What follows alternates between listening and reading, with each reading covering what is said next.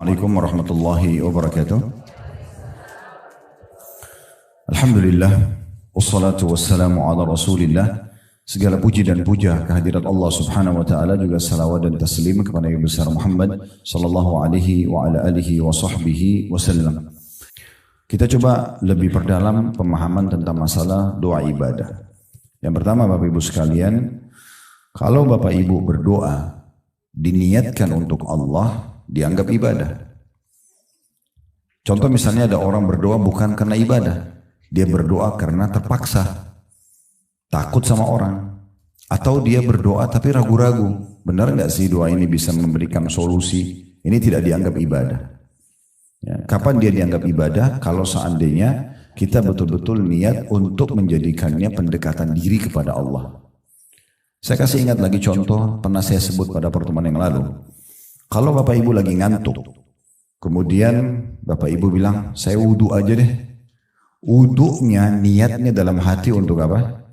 Hilangin ngantuk. Wudhu itu nggak boleh dipakai sholat. Wudhu itu nggak boleh dipakai sholat. Karena kenapa? Bapak Ibu bukan niat untuk ibadah. Wudhunya hanya untuk hilangin ngantuk. Kan gitu. Ini contohnya. Nah, sama dengan sholat, sama dengan haji, sama dengan umroh, sama dengan apa saja. Kapan kita niatnya bukan pendekatan diri kepada Allah, berarti tidak dianggap ibadah. Ibu pergi haji dan umroh, mau jalan-jalan niatnya. Nah, ya sudah dapat jalan-jalannya, tapi nggak dapat ibadahnya. Makanya itu list belanjaan kalau mau haji sama umroh nanti aja. Nanti tiba di sana baru berpikir mau beli apa. Jangan dari sini sudah niat dari awal menggebu-gebu. Saya mau datang di mall ini, saya mau beli baju itu, saya mau beli itu. Niatnya nanti bukan karena ibadah. Akhirnya tawafnya buru-buru, sa'inya buru-buru. Yang penting selesai walaupun capek pergi mall duluan. Nah, itu contohnya. Mau pergi Mekah karena taunya ini ada makanan enak di sana. Nah, ada restoran saya mau datangi. Itu tujuannya restoran. Itu harus cuma samping saja, ke samping. Kalau ada kesempatan, bukan tujuan utama. Nah, seperti itulah ya. Jadi memang diarahkan niatnya itu karena Allah subhanahu wa ta'ala. Baru dia bisa bernilai ibadah. Ini hati-hati sekali ya. Ada hal-hal bahkan Bapak Ibu sekalian yang mubah. Mandi, makan, minum, olahraga itu kan mubah. Tahu mubah ya? Dikerjakan, tidak berpahala, ditinggalkan, tidak berdosa. Tetapi dia kalau diniatkan ibadah, misal contoh ada hadis Nabi SAW kepada Abu Darda radhiyallahu anhu, ingatlah wahai Abu Darda, jasadmu punya hak, Tuhanmu punya hak, keluargamu punya hak, jasadmu pun punya hak.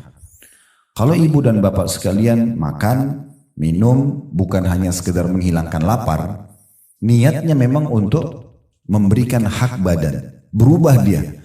Dari niat mubah, dari hukum mubah menjadi hukum sunnah, jadi ibadah. Ya. Jadi daripada ibu dan bapak sekalian misalnya lagi lapar, lapar nih, niatnya makan untuk hanya hilangin lapar, itu mubah. Tapi kalau niatnya untuk memberikan hak jasad, ibadah. Ya. Makan, minum, tidur, olahraga, mandi. Kalau hanya sekedar saya mau olahraga biar saya sehat, ya ini jadi mubah. Saya mau olahraga supaya saya berikan hak jasad saya. Allah kan amanahkan jasad ini. Saya olahraga untuk ya supaya menjaga amanah ini. Orang jenazah aja dimandikan, Bapak Ibu sekalian kan? Dimandikan, dibersihkan badannya. Apalagi kita masih hidup, kan gitu. Nah, sama dengan kasus mandi, bukan hanya karena sekedar gerah. Ya. Begitu juga olahraga, begitu juga mandi, begitu tidur dan segala macam hal mubah. Nah, ini contoh saja bagaimana kita memahami kapan dia beribadah, jadi ibadah, kapan tidak. Ya, karena begitu. Ibu bersedekah, bapak ibu bersedekah, tapi karena nggak enak aja, karena orang itu desak terus, kasih, bukan ibadah. Kalau ibadah itu memang kita kasih, didesak atau tidak, diminta atau tidak, kita akan kasih. Karena kita ingin cari pahala, nah itu beda. Ya, semua segala sesuatu yang dikerjakan kalau karena ibadah, itu kita akan sangat ringan mengerjakannya. Karena target kita ridho Allah, target kita balasannya, ya. Jadi di depan kita ini mau orang menjengkelkan atau tidak, bagi saya lagi sedekah, tidak ada urusan sama dia, gitu ya. Jadi ada orang gila minta makanan misalnya, nggak ada urusannya, karena orang gila dia nggak ngerti, saya nggak usah kasih makan yang enak, keliru. Justru harus kasih makanan yang enak, bukan karena lihat dia, karena ibadahnya. Jadi ada seorang ulama besar dulu, bernama Rabi ibn Huthaim rahimahullah.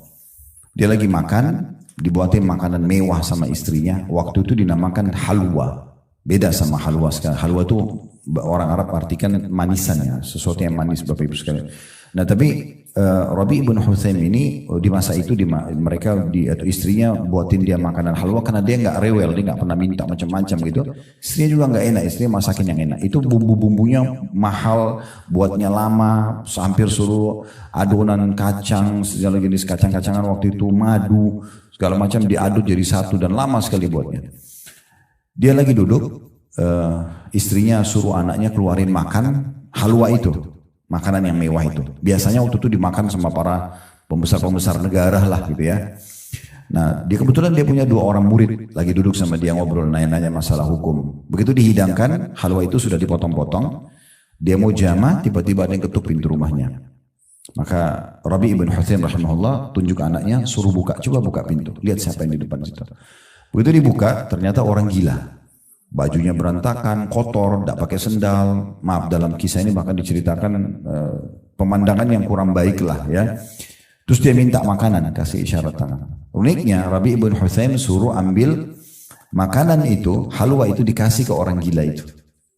Maka anaknya ambil dengan tujuan membawa piring itu. Tadinya dia mau kasih 1 potong karena makanannya cukup besar. Kasih potongan, kasih ke orang gila itu. Nanti sisanya dibawa lagi ke ayahnya. Tapi subhanallah orang gila juga tahu makanan enak Bu. Ya. Jadi pada saat dia lihat makanan itu diambil semua. Sama nampan-nampannya diambil dimakan sampai habis. Setelah habis, orang gila ini namanya orang gila. Dia nggak ngerti terima kasih atau apa. Makanan itu dibuang. Piring itu dibuang saja. Anaknya Rabi ibn Huthaim ini ambil piring itu, dia masuk ke dalam sambil dia jengkel. Manusiawi ini orang udah dikasih makan, tadinya mau dikasih 1 potong malah dihabisin semua. Terus piringnya dibuang lagi.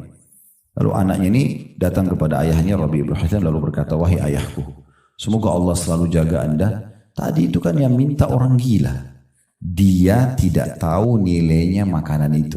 Ini perkataan anaknya. Dia tidak tahu nilainya makanan itu. Kalau tadi Anda suruh saya masuk ke dapur ambil makanan apa saja kan pasti dia mau. Roti kah, keju kah, apa. Pasti dia makan. Dia tidak tahu nilainya makanan itu. Kenapa harus halwa yang ibuku buatkan khusus buat Anda? Ini anaknya butuh jawaban. Maka Rabi ibn Huthaim rahimahullah ini kalau Bapak Ibu baca tentang riwayat tentang beliau ini di waktu itu ya.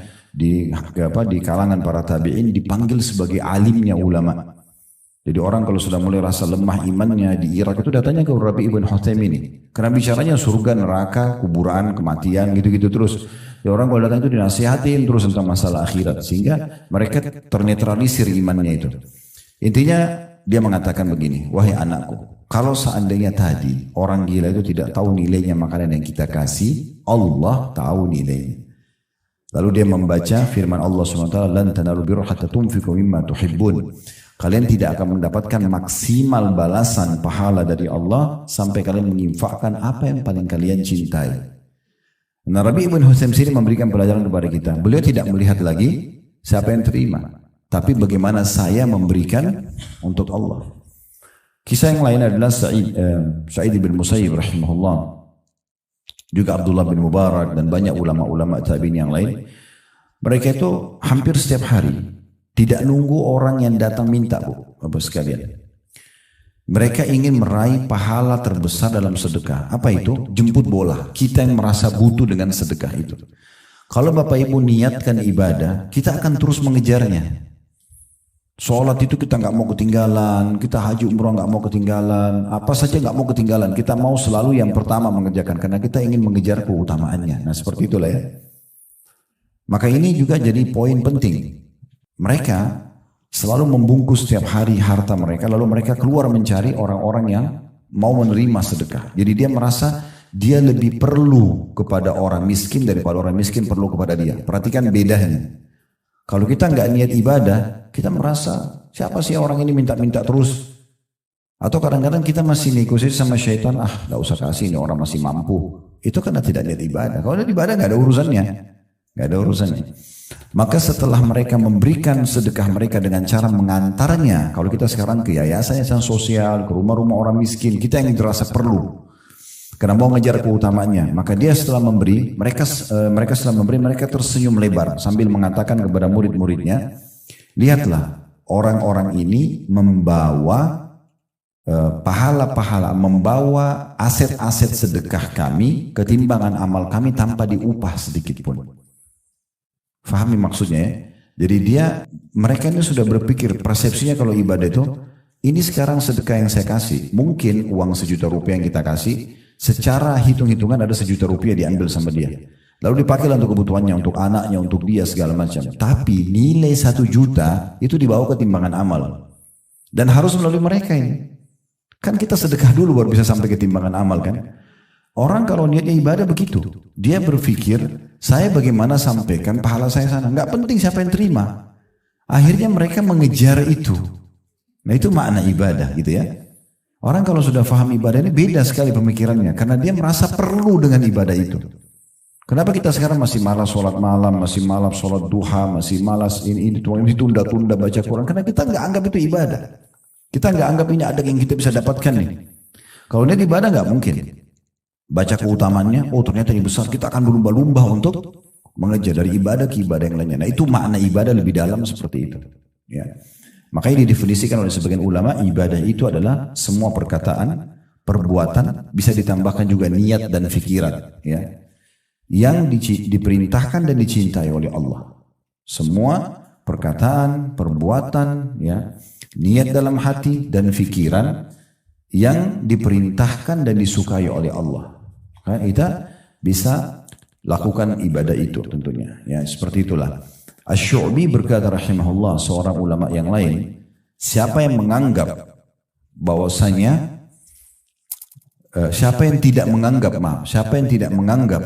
bahwasanya dia lebih perlu dengan sedekah yang dia keluarkan daripada orang miskin yang menerimanya, sungguh dia telah menghantamkan sedekah itu ke wajahnya sendiri.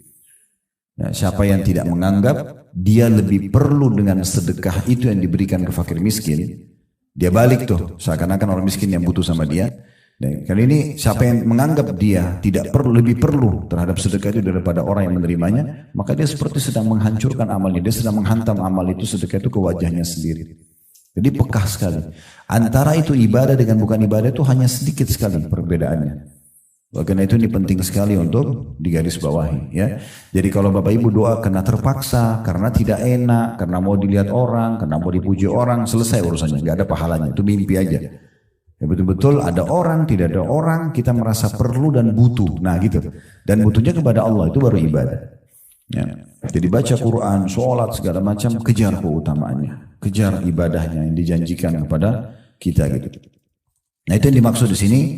Doa ibadah, saya kembali ke halaman 7 paragraf pertama, yaitu memohon pahala dengan beramal saleh. Niatkan ibadah, baru bisa. Ya. Sama ibu dan bapak sekalian kalau mau kasih makanan orang, beda ya. Orang niat hanya daripada makanan dibuang, dengan orang niat ibadah beda itu. Kalau ibu dan bapak niat untuk kasih orang, ibu bapak tidak akan kasih makanan bekas ke orang. Tapi kalau daripada makanan dibuang, malaikat catat ini sedekah daripada. Nah ya. Daripada saja, terpaksa, daripada rusak. Kan itu beda. Dengan orang niat ibadah, kan beda. Ibu kasih dan bapak kasih makanan bekas, sama kasih makanan baru, sama gak pahalanya? Gak mungkin, pasti beda. Ibu kasih baju bekas, mukena bekas, sama baju baru, sama gak pahalanya? Beda. Nah bagaimana kita termotivasi mau selalu kasih yang baru, itu karena kita niatkan ibadah, baru bisa. Coba belajar sekarang, bersedekah sejumlah yang kita pakai. Sesekali itu ya. Contoh misalnya gini, kita lagi masuk ke satu restoran nih, makan makanan enak banget, 100.000 misalnya satu porsi. Contoh saja, nasi padang beli 100.000, misalnya 150.000 lah. Coba beli yang porsi sama kasih tukang parkir, pernah nggak? Nah, alhamdulillah kalau pernah, gitu kan? Atau beli baju, oke lah, kita next levelnya. Kalau beli baju satu yang bagus, pernah nggak beli baju yang sama kasih orang lain? Nah masa paling cari yang lebih murah, mana yang lagi promo untuk dikasih. Oke, contoh yang lain, kalau misalnya Bapak Ibu diundang, langsung aja deh level tinggi, Istana Merdeka, Presiden undang Bapak Ibu, terus pesan buah, tolong bawa ke saya buah ya. Di mana beli buahnya? Oh ya, Masya Allah. Terus kalau ada yang grade 1 harga 300.000 anggur sama grade 2 200.000 yang mana? Benar ya? Habis itu apa? Pakai kresek? Apa? Sekarang jawab jujur. Kalau orang tua bapak ibu yang pesan, beli di mana? Sama, pakai keranjang juga. Masalahnya itu. Kenapa presiden lebih mulia daripada bapak ibunya? Yang disuruh bakti nomor 1 ke siapa? Nah, orang kalau niat ibadah itu pasti maksimal.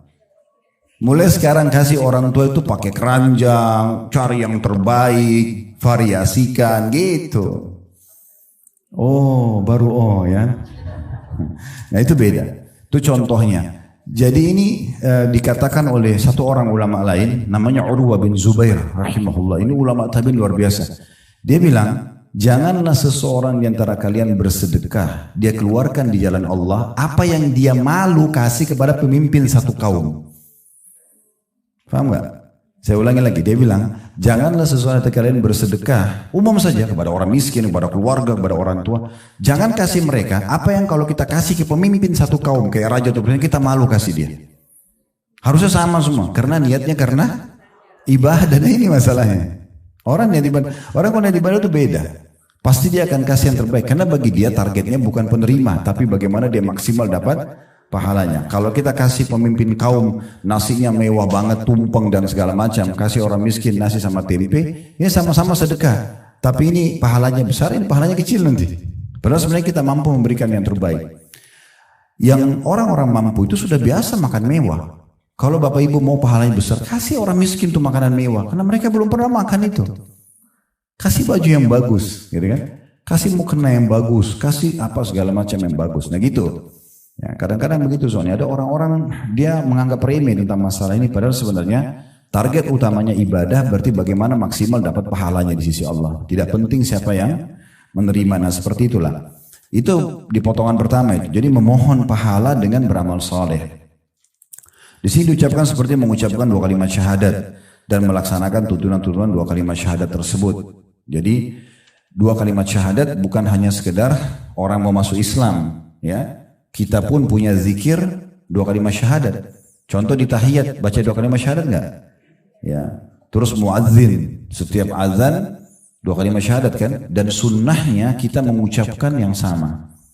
Kata Nabi SAW, siapa yang mendengarkan muadzin mengucapkan azan, sebagian athar menyebutkan, sebagian ulama mengatakan pada saat dia ucapkan syahadatnya, asyhadu an la ilaha illallah, asyhadu anna muhammadar rasulullah. Lalu dia mengatakan, wa ana ashhadu an la ilaha illallah wahdahu la syarika la wa asyhadu anna muhammadan abduhu wa rasuluh. Dia bilang, saya juga bersaksi sebagaimana muadzin bersaksi, tidak ada Tuhan yang berhak disembah kecuali Allah dan Muhammad benar-benar utusannya. Lalu ditambah, raditu billahi rabba, aku ridho Allah sebagai Tuhan, wa bi Muhammadir rasulah, dan Muhammad SAW adalah utusan Allah, wa bil Islam, dan agama Islam sebagai agama, maka akan diampuni dosa-dosanya yang telah lalu.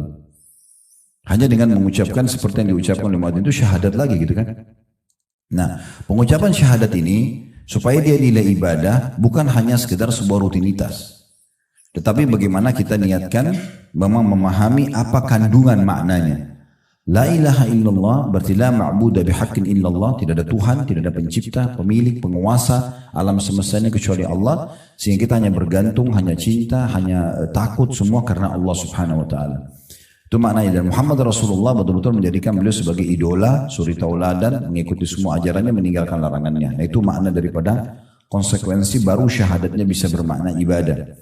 Begitu juga dengan sholat tadi ini titik beratkan oleh beliau. Karena sholat juga berisikan doa. Ya. Dari awal kita takbiratul ihram, doa iftitah. Ada 2 ruku, ada 2 i'tidal, ada 2 sujud. 2 di antara 2 sujud sampai tahiyat. Ya. Semuanya juga begitu. Kalau diniatkan memang karena Allah Subhanahu wa taala, kita tidak akan terganggu dengan gangguan apapun.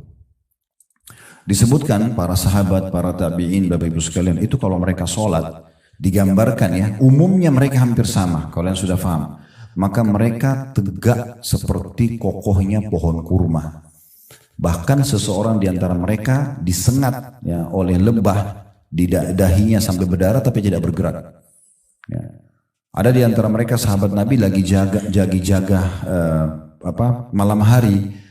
Nabi SAW dan para sahabat lagi istirahat, maka mereka ditugaskan jaga malam. Itu dipanah oleh musuh, kena sampai 3-4 anak panah. Ini kalau kita bayangin jarum di kita sudah sakit kita. Ini anak panah, dia nggak berhenti sholatnya. Sampai betul-betul dia takut anak panah selanjutnya dilempar lalu dia mati, maka dia menyegerakan sholatnya dan dia mengatakan, dia bangunkan temannya, bangunlah sebab ada satu musuh yang akan menyerang kita. Waktu dilihat berdarah semua, temannya bilang, kenapa kau nggak bangunkan dari awal? Dia bilang, kalau saya bukan khawatir akan mati karena panas selanjutnya, maka saya akan terus melanjutkan menyelesaikan surah Al-Kahfi yang sedang saya baca. Jadi saking sholat itu betul-betul hubungan dia sama Allah dan dia yakin Allah sedang melihat dia sedang komunikasi sama Tuhan yang nggak terganggu dengan apapun. Ya, itu kalau niatnya ibadah. Kan gitu. Kalau tidak, asal jadi saja gerakannya. Yang penting sudah sholat. Sudah sholat betul sudah. Ya. Mungkin cuma 1,5 menit tadi sudah selesai kan. Cepat sekali karena tujuannya yang penting store tugas. Yang gitu. Jadi beda ya. Harus difahami Bapak Ibu sekalian, poin penting juga. Ibadah itu kita yang perlu. Allah nggak perlu. Kalau kita pikir sholat itu Allah yang perlu, begitulah kita seperti store kewajiban saja. Tapi kalau kita tahu kita yang perlu, itu adalah komunikasi kita sama Allah, maka kita akan terus dengan tenang, dengan kita nikmati bacaannya, gerakannya, itu akan beda sekali. Nah seperti itu memahaminya. Begitu juga dengan puasa. Bukan hanya tahan lapar dan haus, di situ kan disebutkan setelah sholat ada puasa. Bukan hanya tahan lapar dan haus, karena memang ini kewajiban. Enggak. Karena memang ini adalah pendekatan diri kepada Allah subhanahu wa ta'ala.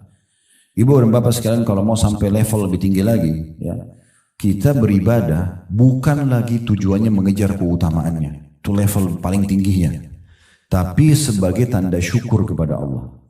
Pernah dengar hadis Nabi SAW sholat sampai kakinya pecah-pecah?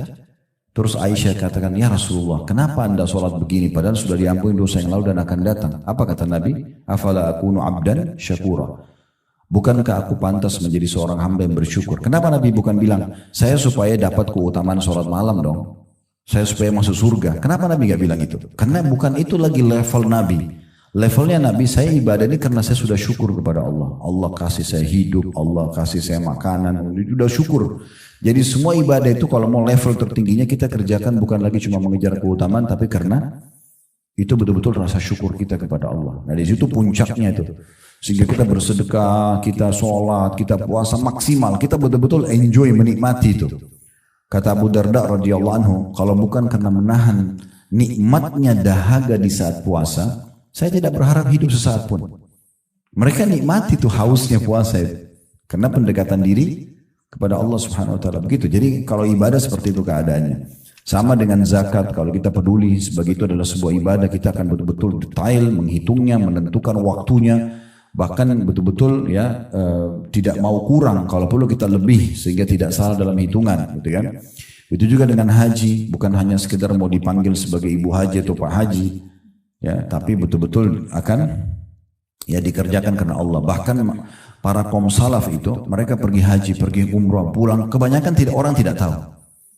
Kebanyakan orang tidak tahu. Jadi mereka berangkat kalau yang tahu yang orang kenal saja. Tapi kalau untuk di publik itu tidak, mereka diam saja. Gitu.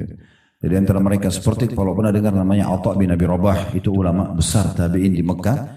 Beliau 70 kali haji. Allah kasih umur 100 tahun 70 kali haji. Berarti 70 tahun dia haji terus.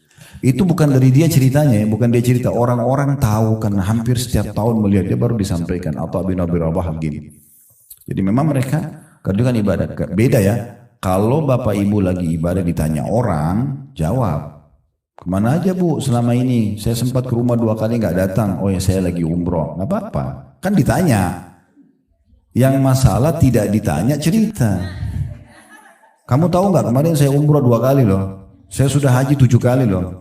Yang nanya siapa? Nggak ada yang nanya. Berarti hanya untuk pujian lisannya manusia sepanjang lidahnya saja. Itu pujian orang, kerupuk masih lebih enak. Ya. Karena kerupuk itu masih ada rasanya walaupun dia kecil untuk kebutuhan tubuh kita.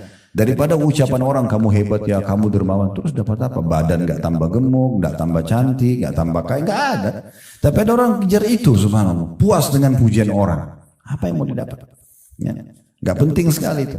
Itu contohnya ya. Jadi bukan berarti kita tidak boleh menyampaikan pada orang. Kalau ditanya, sampaikan. Saya sama bapak sini pada mau ke masjid. Ada tetangga tanya, mau kemana? Masa kita bilang kalau saya bilang riak nih? Kan enggak usah. Ditanya, iya mau ke masjid. Ayo pak, sholat di masjid juga? Gak apa-apa. Tapi kalau iklanin ke orang, ayo sholat, ayo saya mau sholat nih misalnya. Contohnya itu kan mungkin bisa sangat terbuka pintu itu. Itu juga kata beliau di sini menyembelih, sembelihan. Nah sama juga, ini termasuk ibadah yang besar Bapak Ibu sekalian ya. Jadi sembelih jangan cuma dilakukan di Idul Adha ya. Tapi seringnya menyembelih hewan, kambing, unta, sapi gitu kan, ayam terus dibagikan ke orang ini, memberikan makan orang ini besar sekali pahalanya. Ya, jadi momentum-momentum memberi makan orang itu besar sekali pahalanya. Jadi jangan selalu mau ditraktir tapi tidak pernah traktir orang ya. Sering berbagi. Itu dalam sebuah hadis riwayat Muslim. Pernah ditanyakan oleh seseorang kepada Nabi SAW, ya Rasulullah, ayyu islamin khair. Amalan apa dalam Islam selain kewajiban yang besar sekali pahalanya. Artinya kalau saya jadikan sebagai target saya itu bagus banget itu. Kata Nabi SAW, tut'imut ta'am, beri makan orang. Itu nomor satu tuh. Baru tusallimu ala man ta'rif wa man lam ta'rif. Lalu kau ucapkan salam kepada orang yang kau kenal dengan tidak kenal. Ini dua sunnah jarang sekali kita hidupkan itu ya. Ya mungkin kalau kita lagi pengajian begini ada makanan itu umum orang kasih makan ya. Kemudian kalau ada acara kita undang orang keluarga di rumah iya. Tapi pernah nggak kita buatin program setiap hari saya akan keluarkan sekian porsi sedekah. Nah gitu. Jadi memang itu dijadikan sebagai program rutin keluar gitu ya. Kalau kita bisa misalnya memblok satu rumah anak yatim, dua rumah anak yatim, bagus lah gitu kan. Per bulan berapa kebutuhan berasnya 50 kilo dari saya aja ya. Udah kita transfer tiap bulan. Gak ada yang tahu antara kita sama Allah ya. Kita kasih misalnya contoh itu sangat bagus. Nah juga bagus kalau menyembelih. Di sini sebenarnya sembelihan ini maknanya adalah makanan sebenarnya. Karena menyembelih itu kita memberikan makanan. Dan ini tidak boleh dialihkan kepada selain Allah SWT. Seperti orang kasih sesajen-sesajen untuk patung, untuk kuburan, untuk laut segala macam ini tidak boleh. Begitu juga dengan nazar. Nazar karena Allah. Nazar ini tahu hukum dasarnya ya. Makruh Bapak Ibu sekalian. Hukum dasar nazar makruh. Artinya lebih baik tidak nazar. Udah tahu hukumnya ya? Karena orang kalau dia kalau dia selalu bernazar, maka kalau tidak Allah kabulkan dia tidak lakukan kan? Sekarang kalau penyakit saya sembuh saya akan puasa 3 hari, anak saya diterima kuliah saya akan sedekah 100 porsi. Kalau enggak, berarti enggak lakukan. Nah itu berarti seperti orang pelit. Makanya hukum awalnya dasarnya ulama bilang nazar itu makruh. Kalau yang benar bagaimana Ustaz? Yang benar Bapak Ibu aktivitas dulu, ikhtiar, begitu berhasil lalu kita sedekah. Tidak ada hubungannya dengan berhasil atau tidak. Nah itu mungkin masih oke, gitu kan. Nah tapi bukan berarti tidak boleh ya. Tetap saja boleh cuman hukumnya makruh. Kenapa dimakruhkan juga oleh sebagian ulama? Karena kalau berhasil jadi wajib Bapak Ibu sekalian. Misal kalau anak saya diterima kuliah saya akan sedekah 100 juta. Begitu diterima benar-benar harus tidak boleh ditunda. Harus disedekah kecuali Bapak Ibu punya udzur, tidak cukup hartanya segala macam gitu. Dan juga dari satu sisi ulama mengatakan nazar ini ada taklif, membebankan diri mungkin di atas kemampuan. Mungkin dia nggak mampu, tapi dia karena ingin supaya dapat jalan keluar maka dia bernazar, ini nggak usah. Ada solusi lain pengganti nazar, namanya tawasul dengan amal saleh. Bertawasul dengan amal saleh. Misal kita sedekah, gitu kan? Niatkan sedekah ini akan memudahkan urusan, itu boleh. Itu solusi itu lebih baik, gitu kan? Jadi kita justru bersedekah dulu, ibadah dulu, baru kita minta diberikan jalan keluar sama Allah. Kalau nazar kan tidak, kita minta dikabulkan dulu, baru kita keluarkan, beda. Ya. Kalau tawasul dengan amal saleh, menjadikan amal saleh sebagai perantara antara kita sama Allah, itu kita sedekah dulu, kita ibadah dulu, niatkan untuk jalan keluar, itu bisa. Kalau nazar tidak, minta dulu Allah kasih, kalau enggak saya enggak mau lakukan. Nah seakan-akan begitu. Nah tapi kalau Bapak Ibu sudah nazar dan ternyata dikabulkan oleh Allah, wajib nggak boleh ditunda. Ya, nggak boleh ditunda. Apakah itu harta, apakah itu puasa. Jadi begitu selesai urusannya nggak boleh kita bilang sudah saya bulan depan aja puasa. Nggak bisa, harus pada saat itu. Karena sudah dikabulkan sama Allah. Contoh. Nah ini nazar juga tetap walaupun dia hukumnya makruh Bapak Ibu sekalian tetap harus untuk Allah. Kalau orang nazar misalnya mau minta pada kuburan atau mau ke dukun, ini nazar batal semua. Nggak boleh, karena bukan untuk Allah subhanahu wa ta'ala. Lalu dikatakan selanjutnya, di antara ibadah yang disebut di sini adalah yang tergolong doa dengan perkataan dan perbuatan seperti sholat. Barang siapa yang telah melaksanakan ibadah ini dan ibadah lainnya, maka berarti ia telah berdoa kepada Allah subhanahu wa ta'ala dan memohon ampunan kepadanya. Baik, ini kurang lebih gambaran tentang masalah paragraf pertama dan kedua dari, maaf ini masih paragraf pertama ya, dari potongan pertama ya, doa ibadah. Kemudian yang paragraf keduanya yaitu masalah penyebutan tentang dua ayat ya. Dua ayat ini kita juga fokus dulu menjelaskannya. Yang pertama surah Ghafir, ini surah nomor 40 dalam Al-Quran, atau surah Al-Mu'min nama lainnya, surah Mu'min ya. Ayat 60, ini ayat yang paling masyhur berhubungan dengan masalah Allah pasti menerima doa hambanya. Dan kita sudah sebutkan pada pertemuan yang lalu syarat-syarat diterimanya doa ya. Dan Tuhanmu berfirman, hai Muhammad, berdoalah kepadaku, niscaya aku akan perkenankan bagimu. Artinya dari potongan ayat ini kata ulama tidak ada doa yang tidak diterima. Cuma ada doa yang langsung diberikan pada saat itu, ada doa yang diberikan setelah beberapa waktu. Ya. Selama orang itu masih terus berusaha berdoa, maka akan diberikan oleh Allah Subhanahu wa ta'ala. Dan dia tidak minta yang haram, dia tinggalkan makanan dan minuman dan pendapatan haram, maka dengan izin Allah akan diterima. Jadi tidak usah khawatir. Kita sudah singgung pada pertemuan yang lalu Bapak Ibu sekalian, kalau ada orang yang berdoa, ini Ibnu Qayyim mengatakannya, kalau ada orang anaknya sakit, sudah 10 tahun dia berdoa dan dia melihat anaknya belum sembuh, kemudian dia mengatakan Allah belum menerima doa saya, ini keliru. Kalau seandainya dia tidak berdoa selama 10 tahun, mungkin anaknya sudah meninggal bahkan, atau lebih parah daripada itu. Cuma butuh volume yang lebih besar dari doa dia sehingga sesuai dengan kadar ujian yang diberikan pada anaknya. Sehingga dia berdoa saja. Dia berdoa terus. Dan pernah Ibnu Qayyim rahimahullah melihat satu kasus terjadi. Beliau lagi jalan menuju ke rumahnya dari masjid. Melewatin satu rumah. Rumah itu secara kebetulan ada satu ibu lagi marah sama anaknya. Jadi saking marahnya ibu ini, anaknya dikeluarin dari pintu rumah, ditutupin dari dalam. Anaknya itu masih kecil, 5 tahunan ke bawah gitu ya. 5 tahun ke bawah, nangis-nangis, ngerengek-ngerengek sama ibunya, buka pintu, nangis-nangis. Tapi ibunya tetap tidak mau bukain pintu. Ibnu Qayyim nunggu, mau lihat apa yang terjadi. Ternyata anak itu kena kecapean tidur. Waktu dia tidur, ibunya buka pintu gendong karena nggak tega, dimasukin ke dalam. Lalu beliau menyebutkan sebuah statement yang menarik. Beliau mengatakan Maha Suci Allah, Subhanallah ya. Subhanallah bahasa Arabnya, terjemah Maha Suci Allah.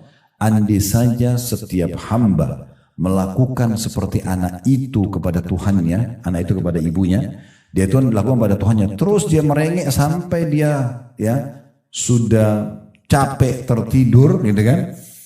Maka dan tetap dia tidak putus asa, pasti Allah akan berikan dia sebagaimana ibu itu mengambil anaknya. Tidak disamakan Allah sama ibu itu, tidak ya. Tetapi pernah terjadi juga dalam riwayat Bukhari.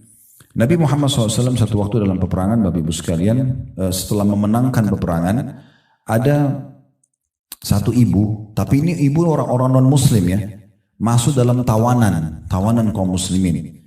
Terpisah dengan anak dia masih kecil. Jadi debu berterbangan, lagi panas, suasana di kancah peperangan, ada beberapa jenazah tergeletak gitu.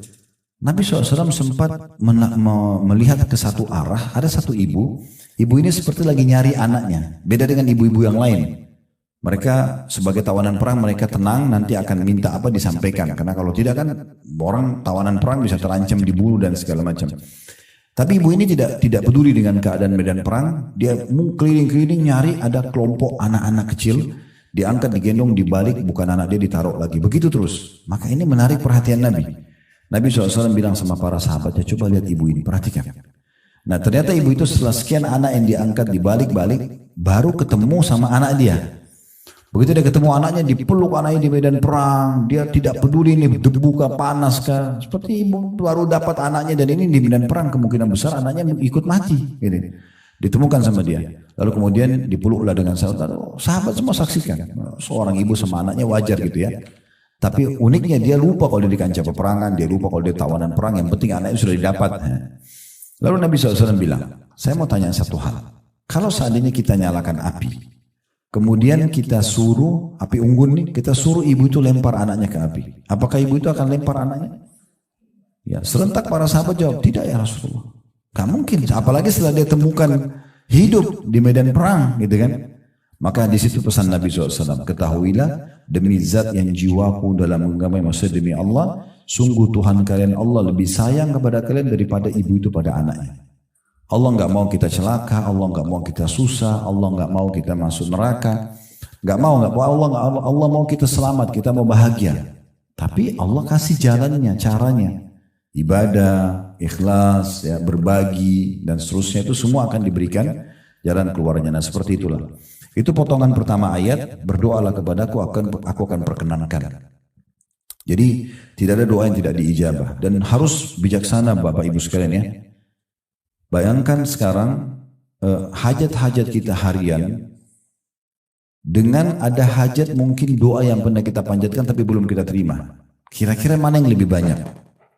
Contoh misalnya kita lapar, bukan setiap hari kita lapar? Kita kadang-kadang cuma bilang lapar. Terus muncul ide kita, pikir mau makan apa, terus dapat, terus enak, kenyang. Itu tiap hari. Tiap hari kita lapar, tiap hari kita haus, tiap hari kita capek. Ya, tiap hari kita banyak hajat kita, mau keluar rumah, mau ini, mau itu, segala macam. Semua terpenuhi. Ini kadang-kadang dilupakan kalau ini kemudahan dari Allah. Kemudian ada orang yang sangka buruk dengan Tuhannya karena ada satu permintaan dia minta, penyakitnya belum disembuhkan misalnya, atau utang belum. Terus dia sangka buruk sama Allah. Oh Allah nggak terima doa saya. Dia lupa semua kebaikan Allah yang banyak ini. Lalu dia fokus kepada saya. Padahal sebenarnya satu ini pun akan diijabah asal dia terus lanjutkan doanya. Mungkin sisa sehari 2 hari lagi. Kan gitu. Saya ingatkan kembali hadis yang kita bahas pada pertemuan yang lalu ya. Kata Nabi SAW, yustajabu li ahadikum malam ya'jal. Pasti diijabah doa sesuatu yang kalian selama tidak tergesa-gesa. Para sahabat bertanya, "Wa mal istijal?" Apa itu tergesa-gesa ya Rasulullah? Kata Nabi SAW, yaqulu da'autu wa lam yustajabu li fatarakat du'a. Dia bilang saya sudah berdoa tapi belum lihat jawabannya, lalu dia berhentikan doa. Padahal sebenarnya mungkin tinggal beberapa waktu saja, tinggal sebentar. Jadi sabar gitu ya. Itu potongan pertama dari surah Ghafir ayat 90. Berdoa aku perkenankan. Jadi tadi saya bilang ingat ya, bijaksana dalam menilai bagaimana banyaknya pemberian Allah dan jangan itu dibentrokin sama 1-2 hajat kita yang belum dikabulkan. Padahal sebenarnya ini tinggal kita maksimalkan terus berdoa. Potongan kedua, di situ adanya larangan dan ancaman neraka jahanam bagi orang yang tidak mau beribadah.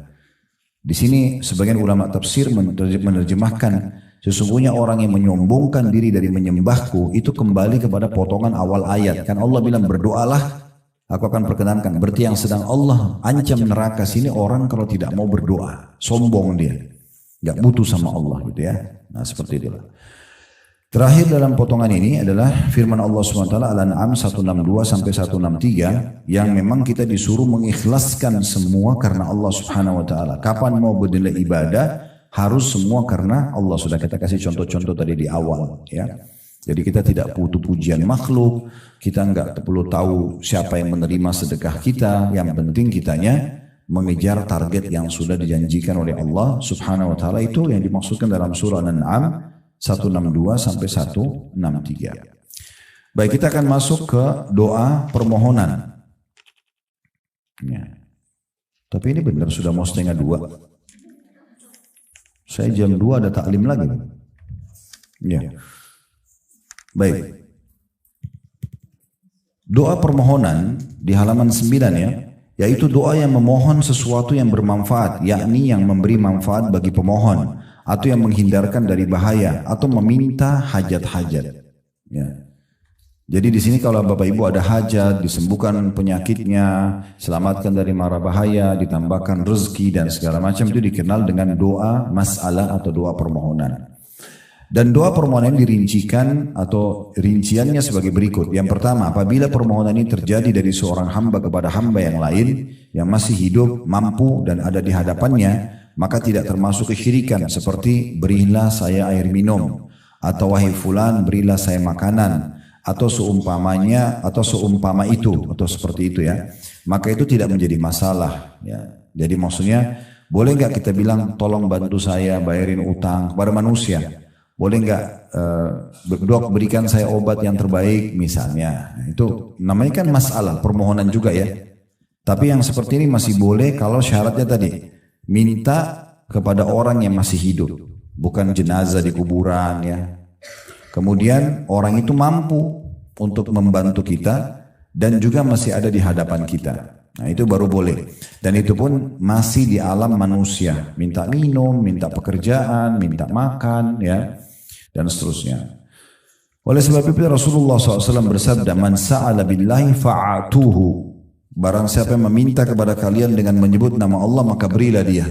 Saya bilang, demi Allah tolong bantu saya, demi Allah gini dan itu berilah. Gak usah peduli dia, tapi kita sedang memberi untuk Allah, tadi sudah kita jelaskan. Wa man ista'adha billahi fa'idhu. Dan barang siapa yang meminta perlindungan kepada kalian dengan menyebut nama Allah, maka berilah perlindungan kepadanya. Selama dia bukan pelaku kriminal. Ya. Minta dilindungi, ya. Ada orang kena longsor, gempa, segala macam. Kemudian minta bernaung ya di rumah kita misalnya sementara gitu-gitu ya. Atau ada orang keluarga datang dari luar kota, dia butuh transportasi, lalu kita memberikan kepada dia. Nah itu semua masuk dalam masalah ini. Kemudian yang ketiga, وَمَنْ دَعَاكُمْ فَأَجِيبُوا. Dan barang siapa yang mengundang kalian dalam kurung untuk menghadiri walimah dan lain-lainnya, maka penuhilah. Undangan hukumnya wajib untuk dijawab selama bukan maksiat kepada Allah dan selama ibu dan bapak mampu. Undangan perkawinan, undangan pengajian, undangan apa. Kalau kita nggak bisa dari awal bilang maaf saya belum bisa hadir. Karena itu wajib. Nggak boleh ibu bercanda dan bapak sekalian atau iseng-iseng atau apalah cuma formalitas mengatakan misalnya ya saya akan datang tapi sudah niat dalam hati nggak mau datang. Itu nggak boleh ya. Kemudian selanjutnya waman sana'a ilaikum ma'rufan fakafi'u. Dan barang siapa yang berbuat baik pada kalian maka hendaklah kalian balas. Tetangga kirim makanan, jangan piringnya kembali kosong, ya. Jadi selalu bantu. Apa yang orang kasih kita balas, minimal sama, bagusnya lebih baik. Orang cuma kirim apa dari tetangga sebelah, kita kirim yang lebih baik. Orang kasih kita baju nilai berapa, kita kasih lebih baik. Itu semua bukan karena dia, tapi karena Allah Subhanahu wa ta'ala. Ini juga sedikit saya ingin tambahkan dalam masalah rumah tangga ya. Kalau seorang suami itu hanya niat karena istrinya, ini ada saatnya dia jengkel. Ada saatnya dia jenuh. Seorang istri kalau dia layani suaminya hanya karena suaminya, satu waktu dia lagi nggak enak, nggak mood, dia nggak mau layani. Bagaimana caranya supaya selalu saja aman? Karena Allah. Nggak usah lihat lagi siapa suami kita, siapa istri kita, siapa anak kita, siapa orang tua kita, nggak usah lihat lagi. Allah telah menghubungkan hukum untuk mendapatkan pahala di sisi surga dengan orang-orang ini. Cari ridho suami, memenuhi kebutuhan istri, bakti sama orang tua, pendidikan baik buat anak. Ini semua karena Allah yang perintahkan. Nah itu beda sekali tuh. Beda sekali. Jadi tidak ada kejenuhan. Tidak ada kejenuhan. Pernah ada seorang laki-laki datang kepada Imam Ahmad berkata begini. Wahai Imam, kalau seandainya kami lagi marah sama istri, lagi tidak mood dan segala macam.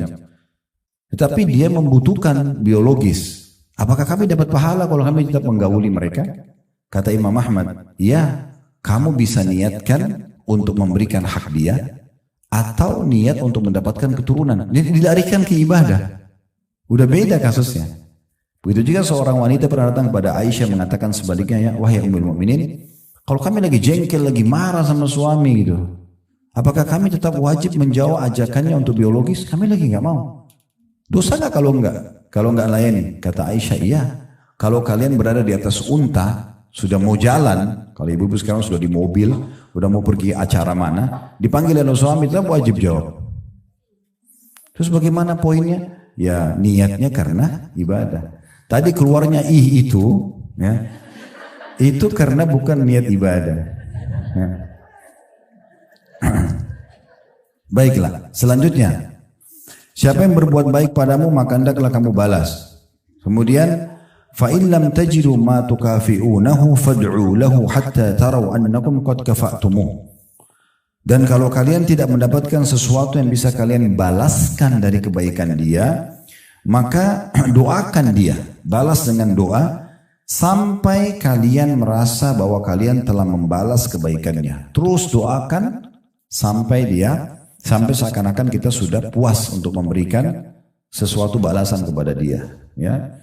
Jadi kita juga penting begini Bapak Ibu sekalian, orang kalau niat ibadah itu pasti dia selalu besarkan apapun nikmat yang ada depan matanya.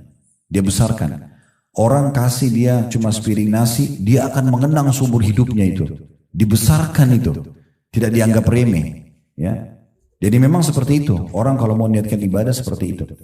Makanya Umar bin Khattab berkata, saya akan terus berterima kasih seumur hidup saya pada seseorang yang mengingatkan satu kekurangan saya. Jadi kalau Umar itu berharap ada yang datang, Umar kamu itu salah loh begini, itu Umar akan terima kasih seumur hidup. Jadi dia besarkan itu kebaikan orang. Sehingga bukan berarti, saya kan sudah pernah balas tuh makanannya. Enggak usah pikir balasan kita. Kita besarkan pemberian dia supaya kita menganggap pemberian itu akan terus kita nilai. Dia kayak satu piring kita balas 10-20 piring pun tidak ada masalah. Gitu loh. Kan gitu. Jadi tidak perhitungan dalam memberikan. Karena semua itu tetap ada nilai pahala. Sedekah piring pertama, 2, ketiga, ke 100 sama aja pahala terus. Dan memang wajar karena dia pernah berbuat baik. Sunnah Nabi membalasnya. Kan gitu. Nah itu poin-poin penting yang juga kita bisa ambil dari sini. Yang kedua, berdoa kepada makhluk dan meminta darinya sesuatu yang tidak dapat dilakukan oleh selain Allah. Maka hal ini menjadikan orang tersebut musyrik dan kafir. Baik yang diminta itu masih hidup ataupun sudah mati. Berada di hadapannya atau tidak, seperti perkataan wahai kiai fulan atau syekh fulan, sembuhkanlah penyakit saya, kembalikanlah barang saya yang hilang, panjangkanlah umur saya, berilah saya anak, dan lain-lainnya. Semua ini merupakan kekafiran yang besar yang mengeluarkan pelakunya dari agama Islam. Ya, jadi kalau sesuatu yang merupakan hak kausalitasnya Allah nggak bisa minta pada makhluk, ya tadi minta keturunan. Dokter hanya bisa membantu. Tolong bantu saya dok, tapi jangan bilang dok berikan saya anak. Itu nggak bisa.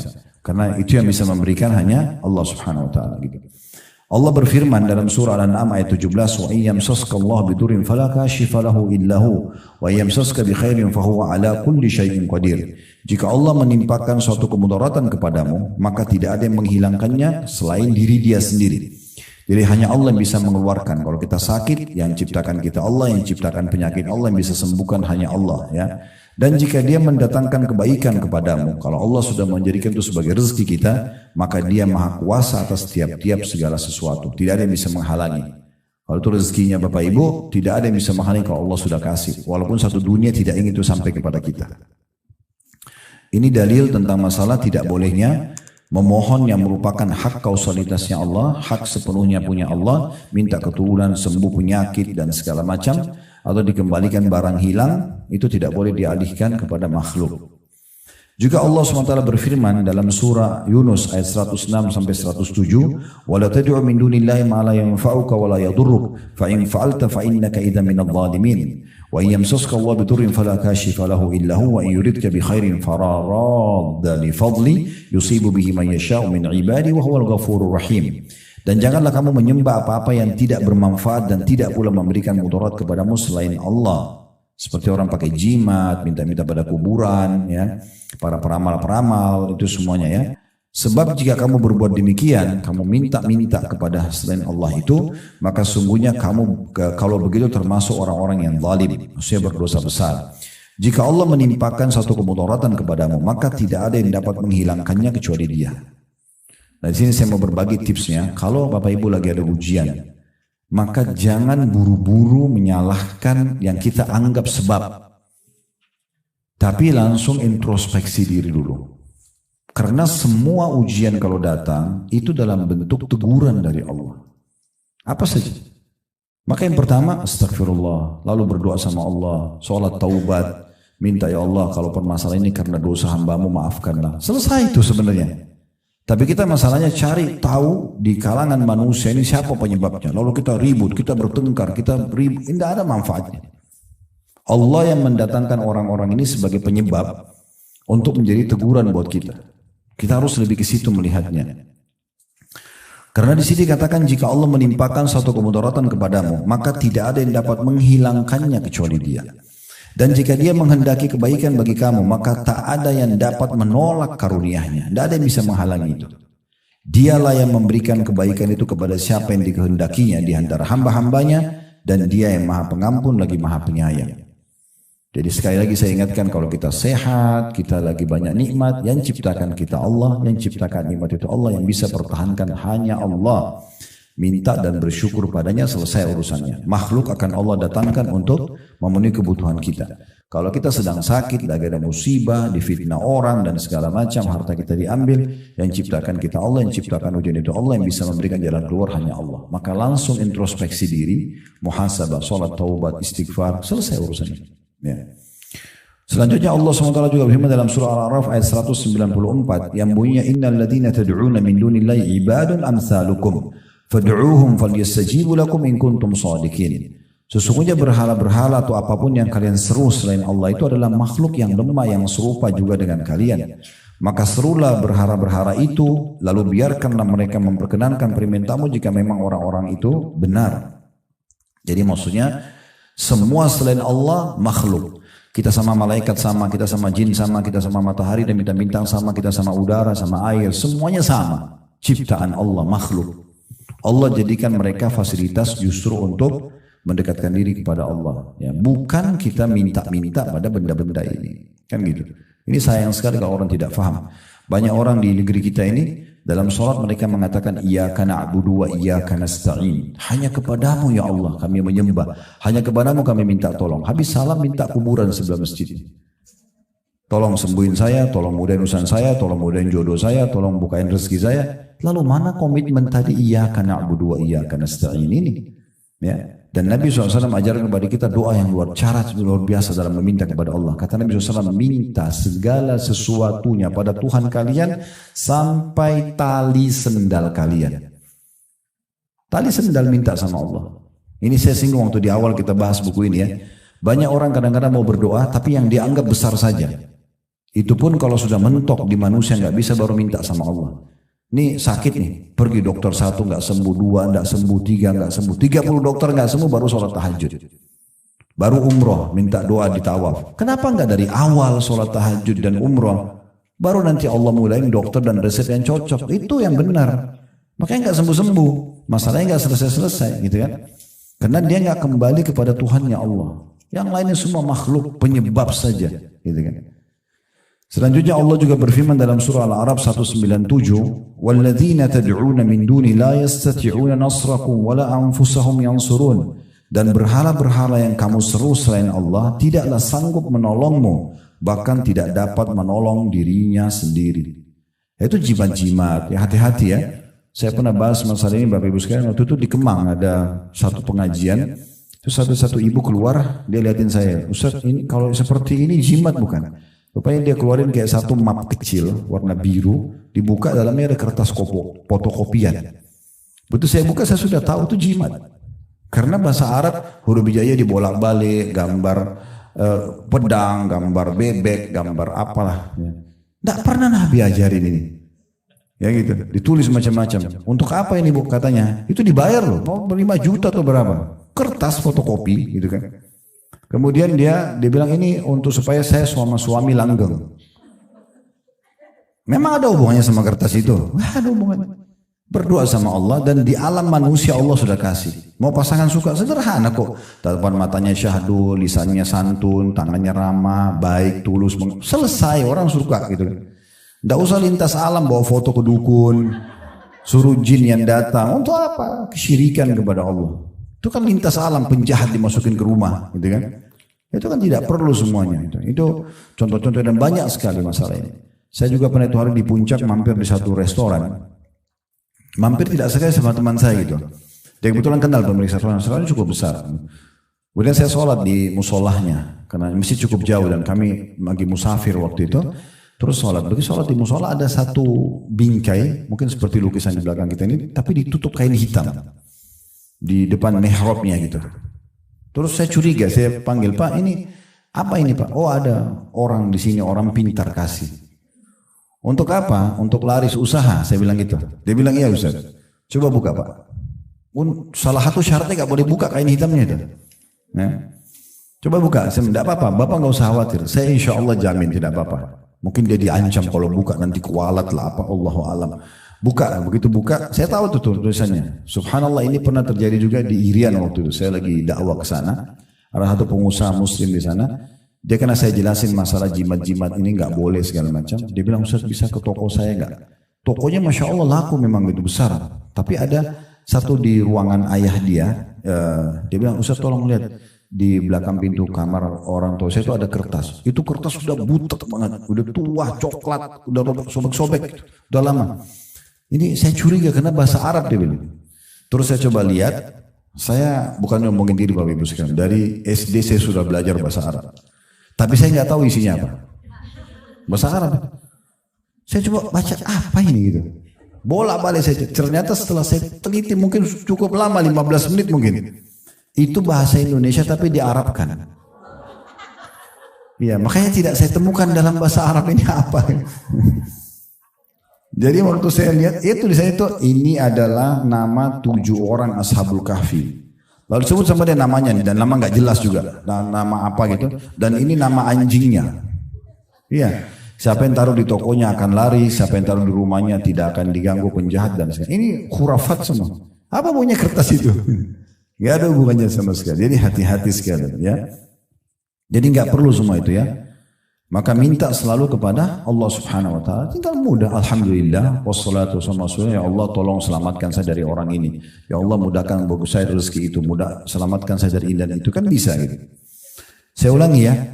Di sini firman Allah SWT, dan berhala-berhala yang kamu seru selain Allah itu tidaklah sanggup menolongmu, bahkan tidak dapat menolong diri mereka sendiri. Selanjutnya firman Allah Subhanahu wa taala di dalam Surah Al-Hajj ayat 11 sampai ayat 13 yang bunyinya wa minan nasi may ya'budullah ala harf fa in asabahu khairun ma'anna bih wa in asabathu fitnatun qalaba ala wajhi khasira dunya wal akhirah dzalika huwal khusranul mubin yad'u min dunillahi ma la yadurruhu wa la yanfa'u ma la yanfa'u dzalika huwad dhalalul ba'id yad'u laman darru aqrabu min naf'i la bi'sal maula wa la bi'sal 'ashir. Dan di antara manusia ada orang yang menyembah Allah dengan berada di tepi saja. Maksudnya hanya asal-asalan ya. Maka jika ia memperoleh kebaikan, tetaplah ia dalam keadaan itu, tetap beribadah kepada Allah. Dan jika ia ditimpa satu bencana, ujian, berbaliklah ia ke belakang, malah tambah jauh dari Allah. Rugilah ia di dunia dan di akhirat. Padahal kalau dia sedang ada ujian, tadi saya bilang langsung kembali kepada Allah. Clear sebenarnya kalau kembali kepada Allah, langsung wudu, sholat taubat, berdoa. Clear. Ya, dengan rugilah orang itu kalau dia begitu dia ada diuji ujian lalu dia malah kembali ke belakang, tidak menyembah Allah. Rugi dunia, rugi akhirat. Yang demikian itu adalah kerugian yang nyata. Ia menyeru selain Allah sesuatu yang tidak dapat memberi mudarat dan tidak pula memberi manfaat kepadanya. Yang demikian itu adalah kesesatan yang jauh. Ia menyeru sesuatu yang sebenarnya mudaratnya lebih dekat daripada manfaatnya. Sesungguhnya yang diserunya itu adalah sejahat-jahat penolong dan sejahat-jahat kawan. Maksudnya yang dia seru selain Allah Subhanahu